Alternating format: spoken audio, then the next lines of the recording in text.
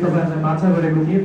चुनावमा जितेर गइसके पछाडि म फर्किने अथवा नफर्किने उतै काठमाडौँमै हराउने हो कि भनेर तपाईँहरूले चाहिँ प्रश्न राखिराख्नु भएको थियो। त्यति बेला मैले भनेको थिएँ कि त तपाईँहरूले मलाई सदनमा बोलेको देख्नुहुन्छ कि तपाईँहरूसँगै अन्तर्क्रियाको लागि म यही प्रयोगमा आउँछु, सडकमा आउँछु भनेर मैले तपाईँहरूलाई प्रतिबद्धता जनाएको थिएँ र त्यही प्रतिबद्धता पुरा गर्नको लागि चाहिँ म यहाँ उपस्थित भएको हुँ।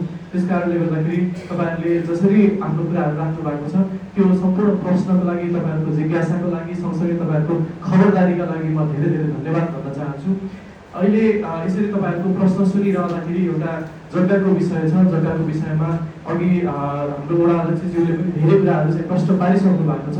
अहिलेसम्म के घटनाक्रमहरू विकसित भए, के कारणले गर्दाखेरि अहिलेसम्म चाहिँ जुन हिसाबले हामीले पूर्जा पाउनुपर्ने हो, जुन हिसाबले यो जग्गा व्यवस्थित हुनुपर्ने हो, त्यो जग्गा किन व्यवस्थित हुन सकेको छैन भन्ने विषयमा वडा अध्यक्षज्यूले धेरै कुरा राखिराख्नु भएको छ। उहाँको र मेरो बिचमा चाहिँ प्रत्यक्ष भेटघाट नभए पनि फोन मार्फत यो विषयमा संवाद भइराखेको थियो। उहाँले काठमाडौँ आउँदै गर्दाखेरि पनि मलाई सम्पर्क गर्नुभएको थियो, तर म आफू आफ्नो संसदीय भूमिकामा, आफ्नो संसदीय जिम्मेवारीमा भएको कारणले गर्दाखेरि उहाँलाई मैले प्रत्यक्ष भेट्न पाइनँ। त्यसै बेलामा संसदमा बोल्नुपर्ने, विधेयकको छलफलमा भाग लिनुपर्ने भएको कारणले गर्दाखेरि हाम्रो प्रत्यक्ष भेट हुन नसकेको कुरा साँचो हो। तर यति भन्दै गर्दा पनि त्यो विषयमा के भएको छ, कसो भएको छ भन्ने कुरामा म जानकार छु। त्यो विषयमा निरन्तर फलोअप गरिराखेको छु र अहिले जसरी वडा अध्यक्षज्यूले पार्टी सभापतिको लागि, प्रधानमन्त्रीज्यूको लागि, सँगसँगै मेरो लागि पत्र लेख्नु भएको छ, त्यो पत्रलाई एउटा जिम्मेवारीको रूपमा एउटा चाहिँ मैले त्यो पत्रलाई सम्बन्धित ठाउँमा पुर्याउने, सँगसँगै यो विषयलाई कसरी हुन्छ समाधानको बाटोतर्फ लाने गरेर त्यो एउटा स्पष्ट मेरो आफ्नो कर्तव्यको हिसाबले, मेरो आफ्नो चाहिँ स्पष्ट एउटा चाहिँ आफ्नो कार्यदेशको हिसाबले चाहिँ मैले त्यसलाई बुझेको छु। त्यस कारणले वडा अध्यक्षज्यूलाई अहिलेसम्मको तपाईँले जसरी मेहनत गर्नुभएको छ म त्यसको लागि धन्यवाद भन्दै आगामी दिनमा अझै हामी सँगसँगै नै छौँ, सँगसँगै आगामी दिनमा पनि कसरी यो विषयलाई चाहिँ सम्बोधन गर्नुपर्छ भन्नेतर्फ हामी गम्भीर छौँ। यस्तो विषय एउटा चाहिँ दोहोरो स्वामित्वको विषय, सँगसँगै एउटा चाहिँ जुन हिसाबले चाहिँ एउटा भूमाफियाको कारणले गर्दाखेरि हामीले समस्या भोग्नु परेको छ।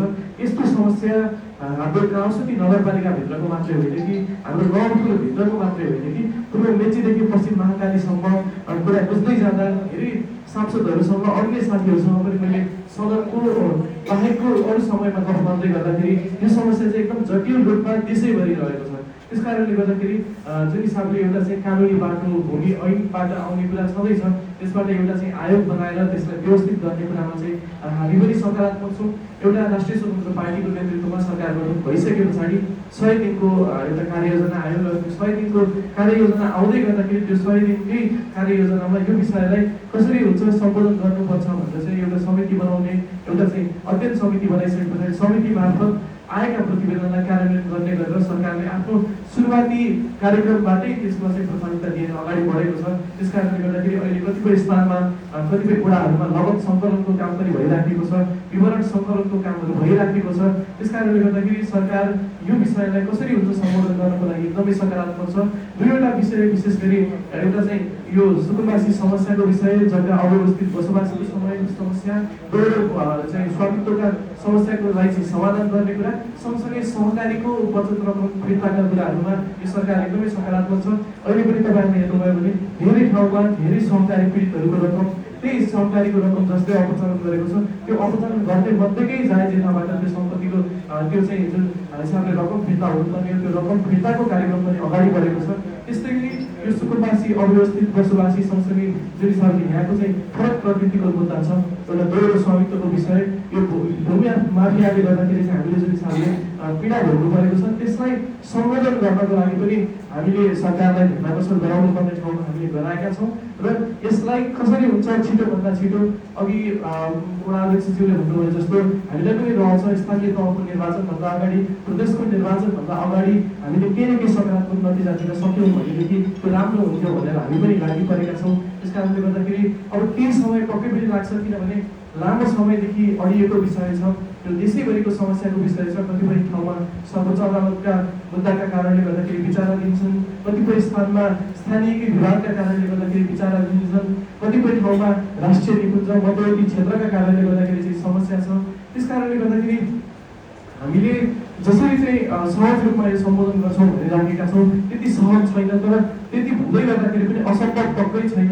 त्यस कारणले यसलाई चाहिँ कसरी हुन्छ छिटो समाधान गर्नको लागि मैले आफ्नो ठाउँबाट पहल गर्नुपर्ने कुरामा यहाँको स्थानीय सरकार सँगसँगै सम्बन्धित प्रदेश सरकारसँग पनि समन्वय गर्नुपर्छ भने त्योसँग समन्वय गर्दै एउटा सङ्घीय सरकारबाट यो जुन हिसाबले व्यवस्थित हुनुपर्ने हो त्यो हिसाबले छिटो छरितो व्यवस्थित गर्नको लागि मैले पहल गर्नुपर्ने ठाउँमा चाहिँ पहल गर्छु भन्ने प्रतिबद्धता जनाउन चाहन्छु।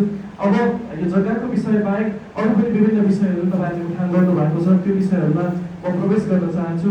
एउटा जस्तो अगाडि मैले तपाईँहरू बोल्ने वक्ताको मैले नाम लिन सकिनँ एउटा समयको पाबन्दीको कारणले, तर म विषयमा प्रवेश गर्छु। सिँचाइको समस्याको कुराहरू गर्नुभएको छ, बोरिङको एउटा चाहिँ व्यवस्था भइदियो हुन्थ्यो, शुद्ध खानेपानीको व्यवस्था भइदियो हुन्थ्यो भन्ने तपाईँहरूले आवाज उठाउनु भएको छ।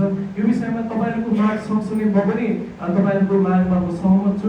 तपाईँहरूले मलाई यसरी तपाईँहरूले आफ्नो गुनासो राखिराख्नु भएको छ, आफ्नो माग प्रस्तुत गर्नुभएको छ। त्यस्तै गरी मैले एउटा चाहिँ जिम्मेवार सरकारसँग सम्बन्धित मन्त्रालयसँग चाहिँ फेरि यसै गरी चाहिँ तपाईँहरूको माग लिएर जाने हो। म आफैले एउटा बजेट विनियोजन गर्ने म त्यो चाहिँ त्यो ठाउँमा छैन, मेरो भूमिकामा छैन, किनभने म आफू चाहिँ विधायकी भूमिकामा छु, संसदीय भूमिकामा म सक्रिय भइरहँदाखेरि मेरो प्रत्यक्ष भूमिका भनेको आवाज उठाउने हुन्छ, कुरा राख्ने हुन्छ, तर मैले आफैले बजेट विनियोजन गर्न सक्दिनँ। हिजोका दिनमा हेर्दै गर्दाखेरि एकजना सांसदले एउटा आफ्नो सांसदको क्षेत्र विकास कोष भनेर आफ्नो संसदीय एउटा चाहिँ निर्वाचन क्षेत्रका लागि भनेर 4 करोड 5 करोड रुपैयाँ वार्षिक हिसाबले पाउनुहुन्थ्यो। 5 वर्षको हेर्दै गर्दाखेरि चाहिँ 25 करोडसम्म एउटा सांसदले पाउनुहुन्थ्यो। त्यसकारणले उहाँहरूले त्यो 25 करोड पाउँदै गर्दाखेरि चाहिँ अब विभिन्न ठाउँहरूमा विभिन्न चाहिँ आमा समूहदेखि लिएर विभिन्न युवा क्लबदेखि लिएर विभिन्न पुलका कुराहरू, विभिन्न बोरिङका कुराहरूमा उहाँहरूले चाहिँ त्यो सम्बोधन गर्न सक्नुहुन्थ्यो। तर त्यही रकम पनि हामीले हिजोका दिनमा चाहिँ दुरुपयोग भएको देख्यौँ। कोही आफ्नै चाहिँ वरपरका लागि बाँडिएको, वरपरलाई ठेक्का दिएको, अथवा चाहिँ जुन हिसाबले काम हुनुपर्ने त्यो काम बमोजिमको चाहिँ भन्दा धेरै रकम अपचलन भएको जस्ता विषयका कारणले गर्दाखेरि अहिले सांसद क्षेत्र विकास कोष भन्दा त्यो चाहिँ रोक्का भएको छ। त्यसकारण त्यो रोक्का गर्नु भन्नुको उद्देश्य के हो? हामीलाई कानुन बनाउनको लागि मात्रै जिम्मेवार बनाउने भनेर त्यसरी त्यो क्षेत्र विकास कोष रोकिएको छ। त्यसकारणले मैले प्रत्यक्ष आफैले एउटा चाहिँ लगानीमा कतै पनि कुनै पनि ठाउँमा केही योजना त्यो कार्यान्वयन गर्ने भन्ने त हुँदैन। त्यसकारणले अहिले नै मैले कतै पनि कुनै ठाउँमा चाहिँ बजेटको सुनिश्चित गर्ने अथवा बजेटको चाहिँ मैले तपाईँहरूलाई चाहिँ बाचा गर्न सक्दिनँ। तर पनि मैले गर्न सक्ने बाचा भनेको मैले तपाईँहरूको आवाजलाई मैले सम्बन्धित मन्त्रालयसम्म पुर्याउनको लागि प्रत्यक्ष मन्त्रीसँग भेटेर हुन्छ कि संसदको शून्य समय विशेष समय वा आकस्मिक समयमा चाहिँ आफ्नो त्यो समय प्रयोग गरेर हुन्छ कि अथवा संसदीय समितिका छलफलमा यी कुराहरूलाई राखेर हुन्छ कि मैले त्यो कुराहरू पक्कै पनि सम्बन्धित मन्त्रालयसम्म सम्बन्धित मन्त्रीज्यूसँग चाहिँ मैले राख्छु नै। अब कतिपय विषय फेरि मैले आफूले चाहेर अथवा सङ्घीय सरकारले चाहेर पनि ती विषयहरू समाधान हुन सक्दैन। जस्तै एउटा ढलको विषयमा तपाईँहरूले कुरा राख्नुभयो, नालाको विषयमा कुरा राख्नुभयो। एउटा हामीले बुझ्नुपर्छ, हामीसँग 3 तहको सरकार छ। मैले सङ्घीय सरकार मातहतको अथवा चाहिँ मैले सङ्घीय सरकारका कुराहरू मैले तपाईँहरूलाई जानकारी गराउन सक्छु, तर हामीसँग प्रदेश सरकार पनि छ, स्थानीय सरकार पनि छ। त्यसकारणले अब ढलको विषय अथवा नालाको विषय हामीले चाहेर पनि सम्बोधन गर्न सक्दैनौँ, किनभने यो विषय स्थानीय तहको क्षेत्राधिकारभित्र छ। हामीले शिक्षाको कुरा गर्छौँ, स्वास्थ्यको कुरा गर्छौँ। जस्तो एउटा चाहिँ शिक्षाको कुरा गर्दै गर्दाखेरि पनि विद्यालय यति बजे खोल्नुपर्छ अथवा चाहिँ यति गते खोल्नुपर्छ भन्ने विषयमा एउटा शिक्षा मन्त्रालयले केन्द्रबाट एउटा चाहिँ जानकारी गरायो, एउटा सूचना जारी गर्यो। तर यहाँ क्षेत्रमा फेरि के भयो, काउसुली नगरपालिकाले चाहिँ अर्को हिसाबले निर्णय गर्नुभयो, विद्यालय चाँडै खोल्यो। त्यो किन भन्दाखेरिमा चाहिँ त्यो प्रत्यक्ष क्षेत्राधिकार भनेको कसको छ? शिक्षाको विषयमा एउटा चाहिँ स्थानीय तहको छ। त्यस कारणले गर्दाखेरि पनि हामीले चाहिँ चाहेर पनि कतिपय ठाउँहरूमा काम गर्न सक्दैनौँ। त्यो सामान्य ढलको कुरा, सामान्य सानोतिनो पुलोका कुराहरूमा हामीले स्थानीय तहलाई नै गुहार्नुपर्ने हुन्छ, स्थानीय जनप्रतिनिधिलाई नै गुहार्नुपर्ने हुन्छ।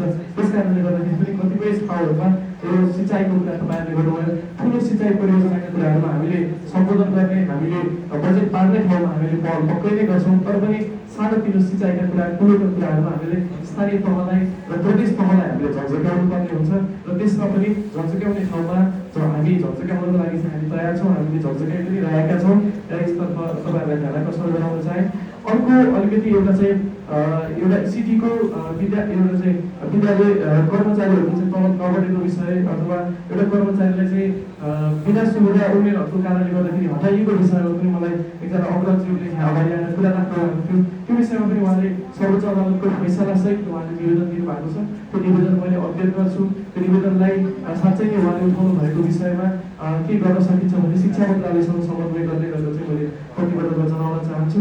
त्यस्तै गरी अब बिटी बाहिर निकासी गर्न पाएदेखि अब त्यो गिटी बालुवा निकासी भन्दै गर्दाखेरि पनि हामीले अव्यवस्थित हिसाबले त्यो गिटी बालुवा निकासीका कुरा गरेका छैनौँ। व्यवस्थित हिसाबले एउटा कानुनको मापदण्ड भित्र रहेर हामीले त्यो गिटी बालुवा ढुङ्गालाई निकासी गर्न सक्यौँ भनेदेखि बाढीको नियन्त्रणका लागि पनि यो उपयोगी हुन्थ्यो। सँगसँगै एउटा चाहिँ हाम्रो एउटा चाहिँ सरकारलाई पनि आम्दानीको बाटो पनि एउटा हुन्थ्यो भन्नेतर्फ हामीले त्यो विषय स्पष्ट छ। त्यस कारणले अघिल्लो एउटा चाहिँ प्रतिनिधि सभाको कार्यकालमै यो ढुङ्गा गिटी बालुवाको निकासी पैठारी सम्बन्धी एउटा कानुन चाहिँ विचाराधीन थियो, तर विचाराधीन हुँदै प्रतिनिधि सभा विघटन भयो। त्यस कारणले गर्दाखेरि त्यो कानुन आउन सकेको छैन। हामीले अहिले कानुन मन्त्रीज्यूले आगामी वर्षलाई एउटा चाहिँ कानुन निर्माणको वर्ष भनेर पनि भन्नुभएको छ।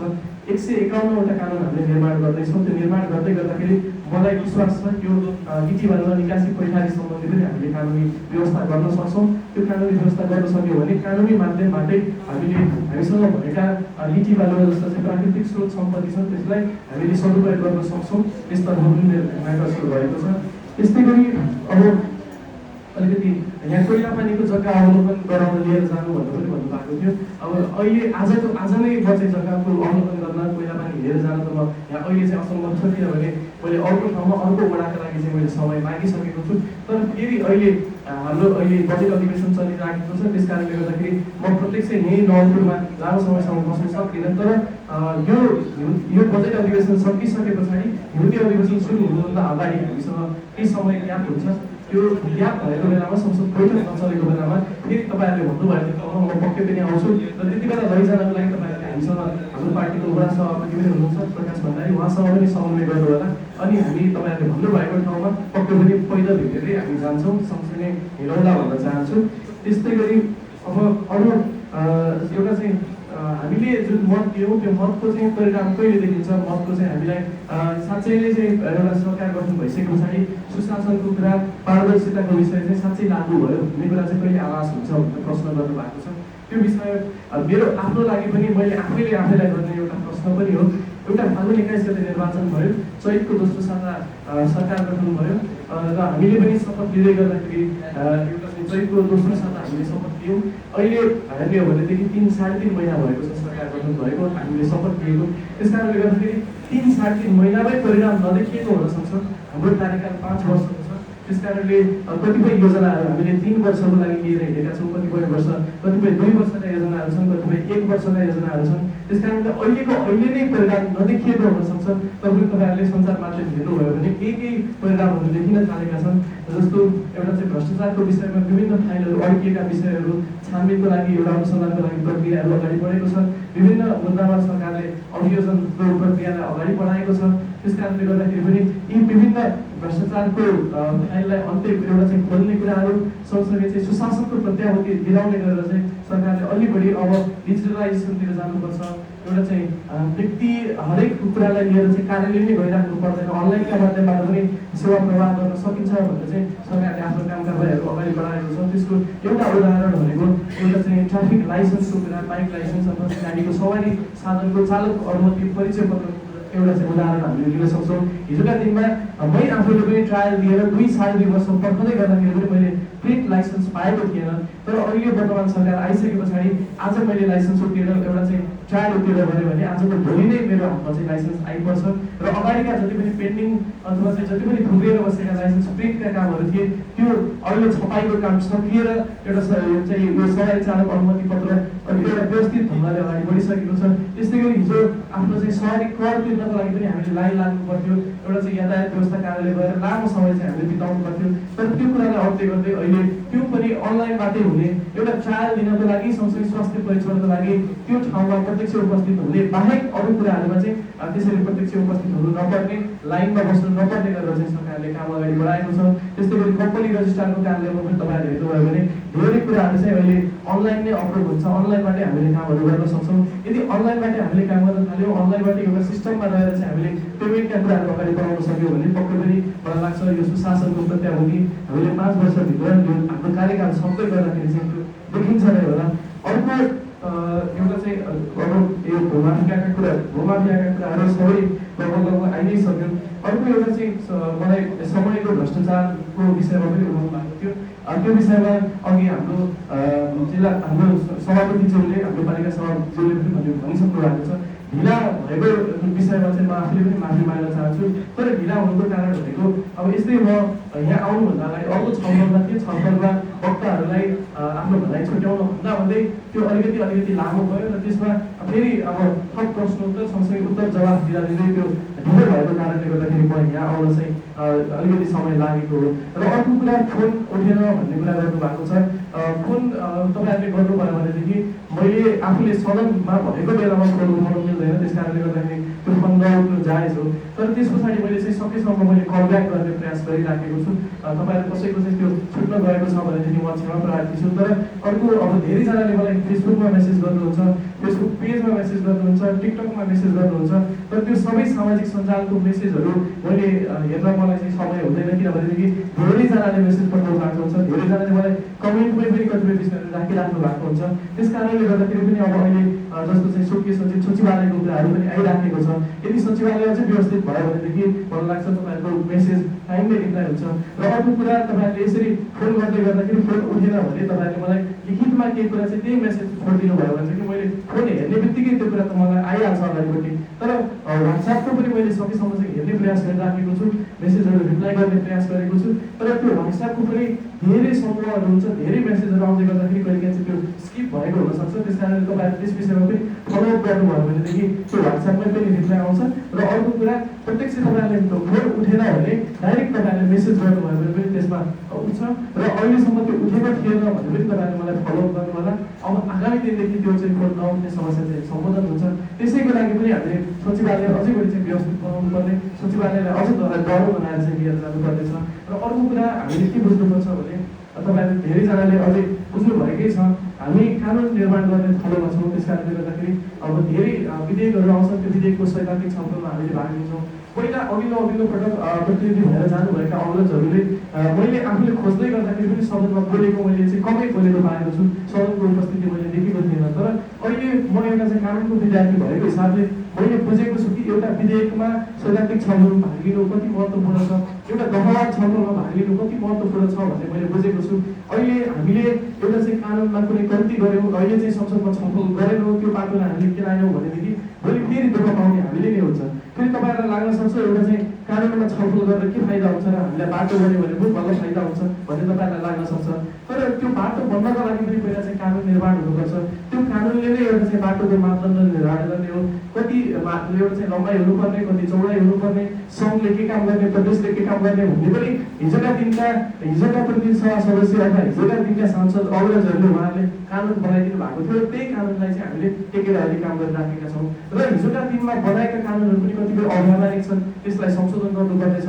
जस्तो ठेका प्रक्रियाका कुराहरू छन्, त्यसमा सार्वजनिक खरिद नियमावलीको अहिले अध्यादेश आएर अध्यादेश मार्फत चाहिँ त्यो कानुन संशोधन भएर अहिले धेरै ठेका प्रक्रिया चाहिँ अझै बढी सहज भएको छ। अहिले तपाईँहरूले सुन्नुभएको छ होला, सरकारले विश्वविद्यालयमा पढ्ने विद्यार्थीहरूका लागि चाहिँ 10% कम्तीमा चाहिँ छात्रवृत्तिको लागि छुट्याउनु पर्ने अनिवार्य गरेको छ। त्यस्तै गरी स्वास्थ्य एउटा चाहिँ निकायहरूमा, अस्पतालहरूमा पनि 10% चाहिँ गरिब विपन्नहरूलाई चाहिँ छुट्याउनु पर्ने अनिवार्य गरेको छ। त्यो अनिवार्य किन भनेर कहाँबाट आयो भन्दाखेरि त्यही कानुनमा त्यो 10%को व्यवस्था गरियो र त्यस पछाडि चाहिँ अनि बल्ल यो कुरालाई चाहिँ लागू गर्न पायो। त्यस कारणले गर्दाखेरि हामीले कानुनमा विधेयकहरूको चाहिँ छलफल गर्नु महत्त्वपूर्ण छ। आगामी वर्षलाई चाहिँ कानुन निर्माणको वर्ष भनिएको छ। एकै दिनमा 2टा विधेयकमा छलफल हुन्छ, 3टा विधेयकमा छलफल हुन्छ। संसदमा मात्रै छलफल नभएर संसदीय समितिमा छलफल हुन्छ। हामी सदन चलेको दिन, संसद चलेको दिन चाहिँ संसदमा बस्छौँ र नचलेका दिन फेरि समितिको पनि बैठक हुन्छ।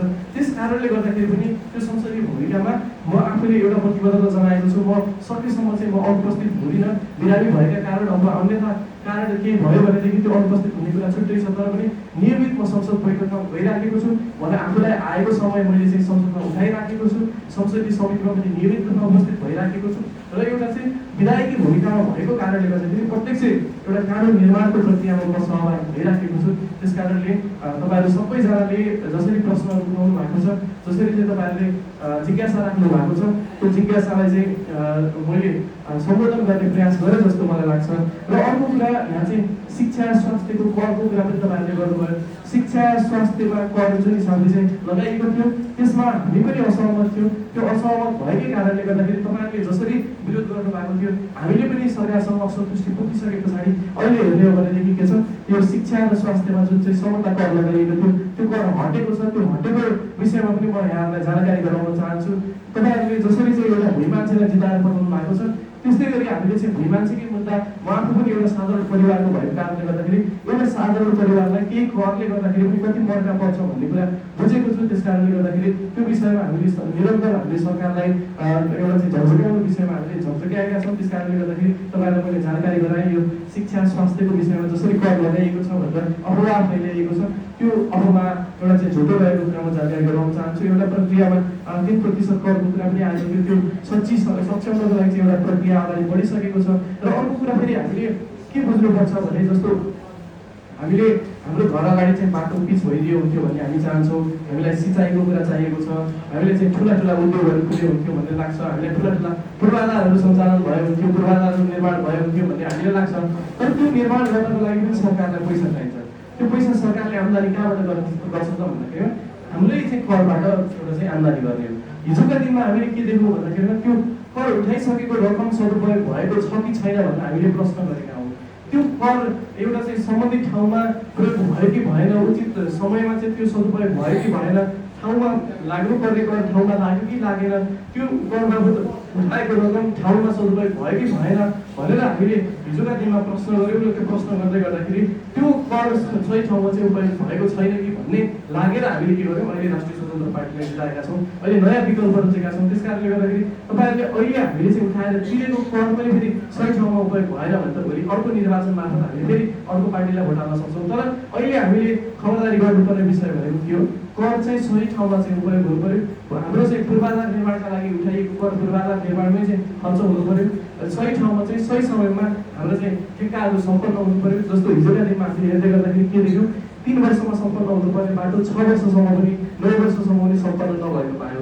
एउटा कारण के त भन्दाखेरिमा अब त्यो ठेक्का लाग्छ, ठेक्का लागिसके पछाडि त्यो ठेकदारले कर्मचारीलाई पैसा दिनको लागि, एउटा श्रमिकलाई पैसा दिनको लागि पनि उसँग पैसा छैन र फेरि ठेक्का बाबतको रकम दिनको लागि सरकारसँग पनि पैसा छैन।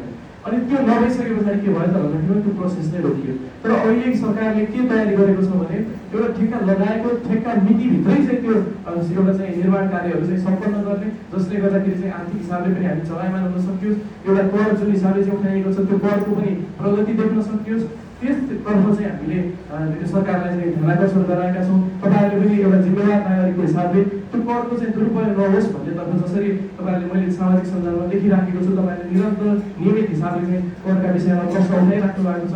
त्यही हिसाबले चाहिँ तपाईँहरूलाई मैले प्रश्न गर्नको लागि, अझै बढी प्रश्न गर्नको लागि चाहिँ मैले तपाईँहरूलाई अनुरोध गर्न चाहेँ। हामीले आफ्नो अधिकारको कुरा गर्छौँ, कुरा गर्दै गर्दाखेरि आफ्ना कर्तव्यका कुराहरू पनि हामीले नभुलौँ। अब कतिपय विषयमा फेरि जस्तो एउटा विद्युतका विषयमा सानोतिनो विषयहरूमा पनि साना विषयहरूमा तपाईँहरूले मलाई सम्झाउनुहुन्छ। त्यो किन सम्झाउनु भएको छ भन्दाखेरि मलाई तपाईँहरूले नजिकको ठान्नु भएको छ, त्यस कारणले गर्दाखेरि सम्झिनु भएको छ। त्यसको लागि एकदमै म खुसी हुन्छु। तर कतिपय विषय, ती सानातिनो विषय हामी आफैले समूह बनाएर सम्बन्धित निकायमा गयौँ भनेदेखि यी समस्याहरू चाहिँ समाधान हुन सक्छन्। त्यस कारणले तपाईँहरू आफै पनि एकीकृत हुने, आफै पनि त्यो आवाज उठाउने, सम्बन्धित ठाउँमा गएर चाहिँ त्यो विषयहरूलाई चाहिँ सम्बोधन गर्नको लागि चाहिँ पहल गर्नु होला। अब हिजोका दिन जस्तो चाहिँ हिजोको जस्तो चाहिँ समय छैन। अहिले कसैले चाहिँ कुनै हिसाबले चाहिँ गलत गरिराखेको छ भने पनि त्यो गलतमा हामीले सजिलै प्रश्न उठाउन सक्छौँ र त्यो गलत गर्नेलाई अहिलेको सरकारले चाहिँ कुनै पनि हाम्रो छोड्नेवाला छैन। त्यस कारणले कुनै ठाउँमा तपाईँहरूलाई गलत भनेको लागेको छ भने पनि त्यो विषयमा तपाईँहरूले निरन्तर प्रश्न उठाउनु होला। अहिले पनि जसरी तपाईँहरूले एउटा सामुदायिक वनको विषयमा पनि प्रश्न उठाउनु भएको छ, वनभित्र चाहिँ पारदर्शी हुनु पऱ्यो, त्यो चाहिँ त्यो विषयमा पनि छानबिन हुनु पऱ्यो भनेर तपाईँहरूले प्रश्न उठाउनु भएको छ। तपाईँहरूले आफ्नो तरिकाले चाहिँ एउटा विरोधको शैली अप्नाउनु भएको छ। त्यो विषयमा पनि अब वनको विषयमा पनि, सामुदायिक वनको विषयमा पनि एउटा चाहिँ सुशासन प्रत्याभूति हुनुपर्छ, एउटा चाहिँ पारदर्शी हिसाबले चाहिँ त्यो हिसाब किताब हुनुपर्छ भन्नेमा तपाईँहरू सँगसँगै म छु। तर अब एउटा चाहिँ स्थानीय तहको विषयमा पनि हुन्छ, भएको विषय, त्यस्तै गरी एउटा चाहिँ समुदायको पनि हुनसक्छ। त्यस कारणले गर्दाखेरि त्यसमा तपाईँहरू आफै पनि नियमित हिसाबले चाहिँ जसरी लाग्नु भएको छ त्यसमा लाग्नुहोस् र सम्बन्धित यदि चाहिँ निकायबाट त्यो विषयमा चाहिँ छानबिन हुँदैन, त्यो विषयमा चाहिँ सुनवाई हुँदैन भने त्यसमा फेरि एउटा जनप्रतिनिधिको हिसाबले आवाज उठाउनु पर्ने ठाउँमा, आवाज पुर्याउनु पर्ने ठाउँमा चाहिँ म पुर्याउँछु। त्यस कारणले गर्दाखेरि तपाईँहरूको एउटा चाहिँ जिम्मेवार जनप्रतिनिधिको हिसाबले चाहिँ म निर्वाचित भएको हुँ र अहिले आज हामीले जसरी चाहिँ छलफल गरिराखेका छौँ त्यसै गरी फेरि हामी आगामी दिनमा पनि छलफल गर्छौँ। मैले अघि पनि भनेको थिएँ, कि त तपाईँहरूले मलाई सदनमा बोलेको देख्नुहुन्छ, कि त फेरि चाहिँ अब यसरी तपाईँहरूसँग चाहिँ छलफल गरेको देख्नुहुनेछ। त्यस कारणले गर्दाखेरि अब अहिले हामी मलाई लाग्छ आज धेरै कुराहरू चाहिँ हामीले सुन्ने मौका पायौँ, बुझ्ने मौका पायौँ। तर तपाईँहरूलाई लाग्न सक्छ फेरि पनि अझै थप कुरा चाहिँ के गर्न पायो हुन्थ्यो भन्ने तपाईँहरूलाई लाग्न सक्छ। तर हामीले अर्को ओडामा पनि हामीले समय निर्धारण गरेका छौँ। त्यस कारणले गर्दाखेरि मैले फेरि लामो चाहिँ अन्तर्क्रिया छलफल गर्न अहिले चाहिँ म सक्दिनँ। तर फेरि तपाईँहरूले अप्रत्यक्ष अरू फोनको माध्यमबाट, व्हाट्सएपको माध्यमबाट तपाईँहरूले मलाई सम्पर्क गर्न सक्नुहुन्छ। सँगसँगै हामीसँग राष्ट्रिय स्वतन्त्र पार्टीकै एउटा चाहिँ ओडामा पनि हामीसँग समिति छ, ओडाको समितिसँग पनि तपाईँहरूले समन्वय गर्न सक्नुहुन्छ। त्यस्तै गरी हामीसँग पालिका सभापति पनि हुनुहुन्छ, पालिकासँग पनि हामी जोडिन्छौँ, पालिका मार्फत पनि तपाईँहरू आउन सक्नुहुन्छ। त्यस्तै गरी क्षेत्रमा पनि हाम्रो समिति छ, जिल्लामा पनि हाम्रो समिति तर्फ चाहिँ निर्वाचित भएर आउनु भएको छ। त्यस कारणले हामीसँग पार्टीको एउटा चाहिँ तहगत हिसाबले पनि तपाईँहरू आउनुभयो भनेदेखि हामीलाई सम्पर्क गर्नको लागि, समन्वय गर्नको लागि सहज हुन्छ। सँगसँगै अब तपाईँहरूले कुनै पनि समस्या पर्दै गर्दाखेरि हाम्रो जनप्रतिनिधि हामीसँगै भइदियो हुन्थ्यो भन्ने तपाईँहरूलाई लाग्छ। तर त्यो सबै समयमा चाहिँ म तपाईँहरूको सामु उपस्थित हुन नसकुला। तर नभए पनि हाम्रो पार्टीको एउटा चाहिँ तहगत समितिका साथीहरू उपस्थित हुनुहुन्छ, उहाँहरूले नै मलाई प्रतिनिधित्व गर्नुहुन्छ। त्यस कारणले गर्दाखेरि तपाईँहरूको केही समस्या आइपर्दाखेरि चाहिँ समितिसँग पनि समन्वय गर्न आउनुभयो भनेदेखि अझै पनि सहज हुन्छ। मलाई लाग्छ मैले भन्नुपर्ने कुरा, बोल्नुपर्ने कुराहरू मैले धेरै कुराहरू राखेँ र अन्तिममा तपाईँहरू यसरी चाहिँ उत्साहजनक हिसाबले आउनु तपाईँहरू सबैजनालाई चाहिँ म धेरै धेरै धन्यवाद भन्न चाहन्छु। र हामी अघिल्लोचोटि आउँदै गर्दाखेरि अघि पार्टी सभापतिज्यूले पनि भन्नुभयो, आउँदै गर्दाखेरि हामी यही बिचबाट चाहिँ हामी फर्किएका थियौँ। तर आज यसरी चाहिँ फेरि यही स्कुलको यही हलमा बसेर चाहिँ हामीले यसरी छलफल चाहिँ हामीले गर्न पाइरहेका छौँ। त्यस कारणले गर्दाखेरि पनि यो सबै के को कारणले भएको छ भन्दाखेरि तपाईँहरू सबैजनाको चाहिँ एक मत नै जोडिएको कारणले गर्दाखेरि चाहिँ यो सम्भव भएको हो। त्यस कारणले गर्दाखेरि तपाईँहरू सम्पूर्णलाई मैले धेरै पनि यसरी यो मतलाई चाहिँ एउटा हाम्रो तर्फ अथवा चाहिँ हामीलाई मत लगानी गरिदिनु भएकोमा मैले धन्यवाद भन्न चाहँदै पनि मैले समय पाएको थिइनँ, यहाँ आउनु पाएको थिएन। अहिले तपाईँहरूलाई फेरि पनि अब यो चुनाव भएको त धेरै समय भयो, तैपनि तपाईँहरू सबैजनाले चाहिँ मतदान गरेर मलाई निर्वाचित गराउनु भएकोमा धेरै धेरै धन्यवाद। सँगसँगै चाहिँ आगामी दिनमा पनि फेरि भेट्ने, फेरि जोडिने एउटा चाहिँ वार्ता गर्दै म यो यहाँबाट चाहिँ बिदा हुन चाहन्छु। धन्यवाद।